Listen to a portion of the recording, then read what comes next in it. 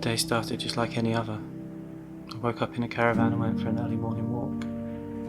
Okay, it was a bit different from usual, but I was going to do a review on this little water landing kit with these little water noodles on. I dressed up my Mavic Mini in it. It looks so cute. We went down by the lake, and that's where it all went wrong. Who could ever have predicted that putting cheap on your Mavic Mini and flying it over water could lead to its death?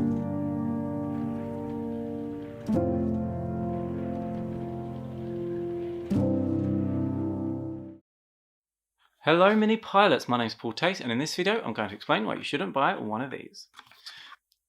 Now, I actually bought this water landing kit to do a review on it and to see how it worked in real life. And at first I thought it was designed quite well. There's a little space at the bottom where you can turn your Mavic Mini on and off. And when I got it out of the box on holiday and didn't have a screwdriver, I was a bit worried to see these screw holes, but you can actually assemble it without any tools needed.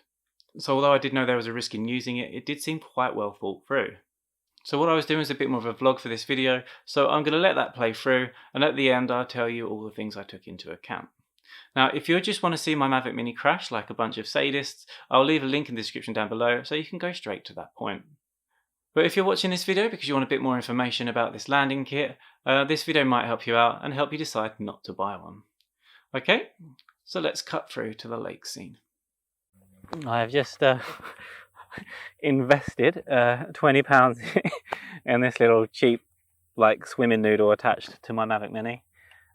It's supposed to let you land on water, and as you probably guessed from the water behind me, that's what I'm going to be trying today. I feel really nervous about this one, but we're going to see how it works. But I will say, I did try it in the kitchen sink earlier with the washing up, and it did float. So I know it has the ability to float. We're going to see if it works in outside in a lake. Now, I got this like £20 off Amazon. I did see cheaper versions on there, and actually I saw this one for £15 as well. But it did it had like a month delivery. This was only a couple of days, so I decided to go for the slightly more expensive one for the quicker delivery. I'll go over how to put it together and everything like that later. But it's all together and it's ready to go. So as you've probably guessed, like this is not suitable for choppy water, it says, and this looks quite relaxed and placid to me. So I'm going to give this one a go.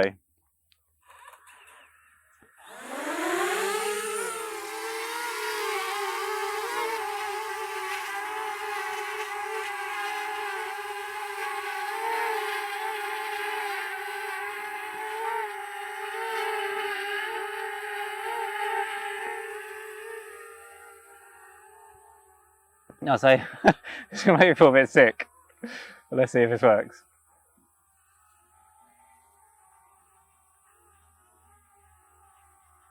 Obviously I'm not going to go too far out because I might have to run in there and pull it out.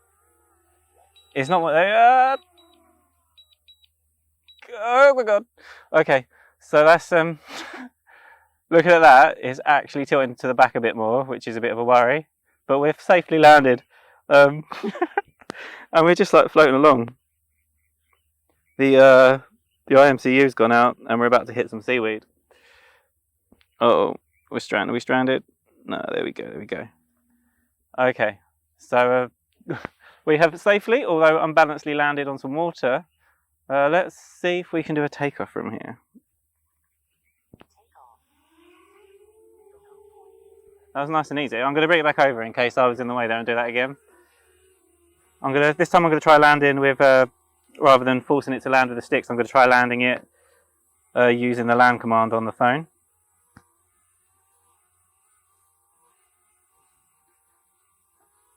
And it's decided not to do that. So I'm going to push this down again.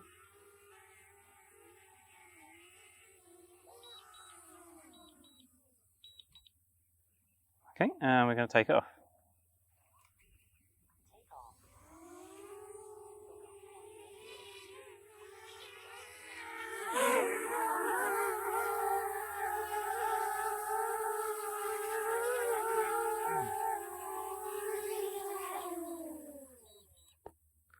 Okay, so from this, I've learned that I'm going to want this a bit further forwards. No, a bit further backwards. That could have been a disaster. All right. There we go. Okay, so this so it worked, which is amazingly surprising. I'm going to turn it off for a minute. There we go. And as you can probably hear in the background now, I've got an aeroplane flying around, so I might wait a while for that to go away before doing anything further. And in case you're wondering why my t-shirt looks like really screwed up and horrible, I'm using a different mic and I haven't really got anything to clip it to, so I've clipped it to the inside of my t-shirt. Having said that, I have masking tape in my bag, so I should have just used that. But I didn't think of it at the time. I started now, so I'm going to finish. There's another aeroplane.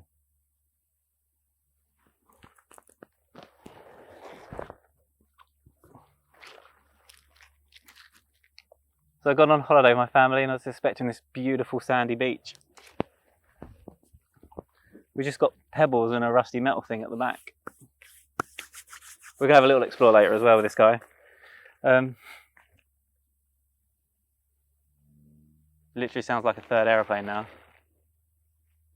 I'm going to do another test as well later. I reckon you might be able to take off at an angle because it raises you off the ground a bit. So I'm going to do that test in a bit, because in case you can't use your hands.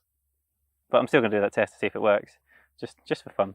So if, like me, you're in the UK and you decide you want to fly with one of these on, this is going to push you over the 250 gram mark, which means you're going to need to do your DMARS, which is basically just registering your drone, and you do like a 20 question multiple choice test. If you get 15 out of 20, you get your pilot's ID. You can then apply for your operator ID for £9, and this will be all right to use for I think you get one for a year and the other one you get for 3 years. So have a look into it. It took me, it took me about 20 minutes in all, but I was doing it while playing Overwatch, so it actually took me about an hour because I was doing it between games. It's really not too difficult, and it's only £9, and you can put amazing pieces of kit like this onto your drone, and even use your propeller guards legally outside. So it's probably worth looking at doing. And at the moment, with the laws, come January, you're going to need to do one anyway, so it's probably worth doing now. But right, aeroplanes are gone.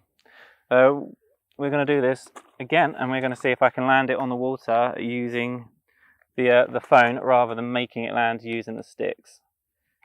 So let's see what happens. I actually don't feel as bad. I don't feel as bad about it this time, and it should be a bit more level because I've moved the little noodles forwards underneath, so it should be better balanced. Let's try this again. We are ready to go.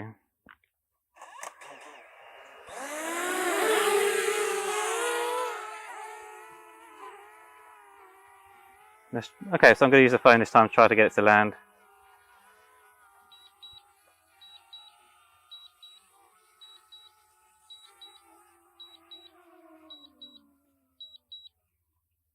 And it was happy to do that.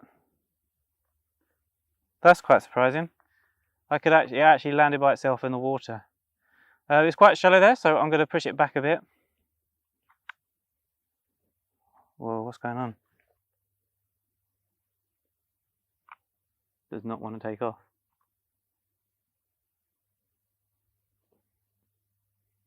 Could you see some bubbles there? And I wasn't looking at the drone, you just have this fear that it's slowly sinking. There we go, IMU's warmed up again now. There we go, and we've taken off. Right, so what I'm going to do now is I'm going to move it out. It's going to be slightly deeper. And we are going to land it. And we're going to see... No, stop. We are going to... So this time I'll move it out further and we're going to land it to see if it's deeper water. It will still land using the land command on the remote.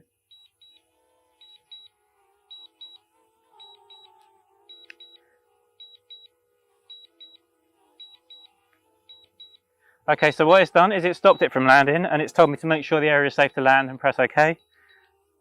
So I pressed OK, and it's landed without me forcing it down. So, I've never actually tried doing that without those noodles on, obviously, but it looks like if you do try landing in fairly deep water, the Mavic Mini should at least warn you that it's not safe to land, or it doesn't think it's safe to land. Now, another thing, if we go back to my last video about how to fly over water safely, or making it more safer. Obviously, I had someone comment that they had lost their Mavic, so obviously that's really sad. So, don't count me liable for this if this all goes wrong. You do this at your own risk. But it does look like it has some resistance to landing in water, at least. Although I did manage to land in shallow water quite easily without the warning. So it's just something to be aware of. Now, another thing actually that someone mentioned, I think it was PD Tech, they said that you've got to be careful with bird strikes if you're flying over water, because obviously you get flocks of gulls, and it's a bit more populous with birds in watery areas. So if you are flying in another place, in addition to what I said in my last video, just make sure you're clear of any birds as well. There's a helicopter going over now. I'm just going to put this on pause for a minute. So I'm going to get this out of the water now and come back.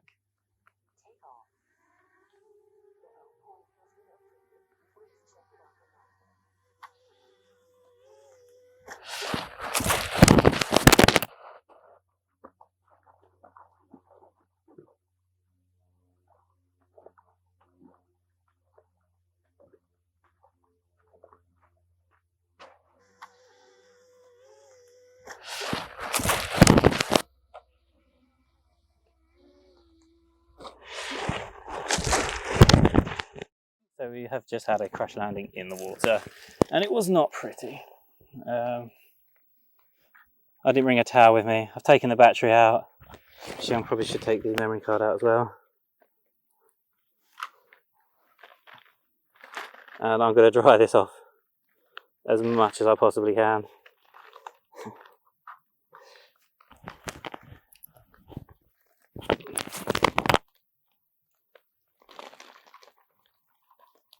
That seaweed in the propellers. This might be the end of my little best friend. Okay guys, so now if we take a look again at what happened, I didn't actually have any movement on the sticks at this point. It started to go to the right by itself. So me in a panic, I wanted to get it back to me as soon as possible, so I flew it towards me, and whilst it was flying towards me, it decided to drop by itself, and then it went down and flipped over. In hindsight, I should have pushed this up and tried to get a bit more height before moving it.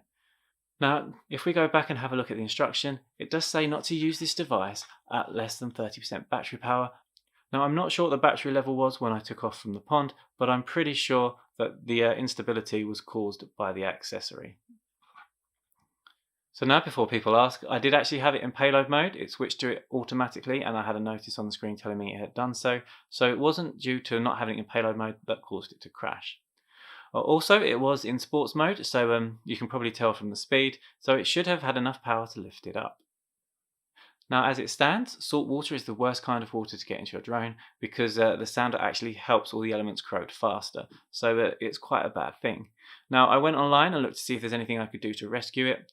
First of all, I want to mention that if you do crash your drone into water, first thing you should do is take your battery out. It does become quite dangerous and also a fire hazard.